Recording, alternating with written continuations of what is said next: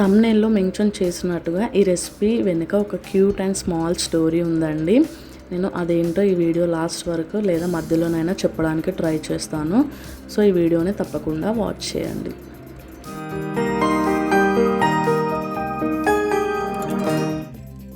నేను ఇక్కడ రెసిపీ మొత్తం కంప్లీట్గా ఎక్స్ప్లెయిన్ చేయట్లేదు. మెయిన్ క్లిప్స్ వచ్చినప్పుడు దాని గురించి ఎక్స్ప్లెయిన్ చేస్తాను. ఓకేనా? సో ఇక్కడ ఏంటి అంటే వాటర్ కొద్దిగా యాడ్ చేసుకుంటూ కొంచెం సాఫ్ట్గా కలిపేసుకోండి. చపాతీ పిండిలాగా కలిపేసుకోవద్దు. ఓకేనా? సో ఇప్పుడు నేను స్టోరీ చెప్తా. ఏంటి అంటే నేను బీఎడ్ చదువుతున్నప్పుడు మా కాలేజ్ ఫ్రెండ్స్ అందరం కలిపి ఊకే రొటీన్గా లంచ్ ఏముంటుంది అనేసి మనిషికి ఒక ఐటమ్ షేర్ చేసుకుందామని అనుకున్నాం. సో అప్పుడు నేను గులాబ్ జామ్ చేద్దాం అనుకున్నా. నాకు ఎందుకు మరి నేను అంత అబ్జర్వ్ చేయలేదు, కానీ నేను ఎప్పుడు చేసినా పర్ఫెక్ట్గా వచ్చేదన్నమాట. సో ఇప్పుడు కూడా నేను పర్ఫెక్ట్గా చేస్తా కదా అనేసి ఓకే డా నేను కూడా గులాబ్ జామ్ చేస్తా అనేసి అనుకున్నాం. నేను మార్నింగ్ బర్రీగా ఫాస్ట్గా చేసేసాను అన్నమాట.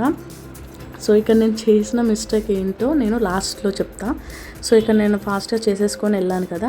ఇక కాలేజ్కి వెళ్ళిన లంచ్ టైంలో ఎవరు ఏం తెచ్చారో రెసిపీస్ అన్నీ ఓపెన్ చేసుకొని చూసుకుంటాం కదా. తీరా నా టిఫిన్ బాక్స్ ఓపెన్ చేసేసరికి గులాబ్ జామ్ మొత్తం స్మాచ్ అయిపోయింది. నాకు ఇప్పటికి కూడా నవ్వు వస్తుంది. అది స్మాచ్ అయితే అది క్యాప్ ఓపెన్ చేసుడుతోటే ఫుల్ నవ్వుకున్నాం తెలుసా. చాలా ఫన్నీ అయిపోయింది ఆ రోజు. ఎంత ఈగర్గా వెయిట్ చేసినాం తెలుసా గులాబ్ జామ్ తినాలి అనేసి.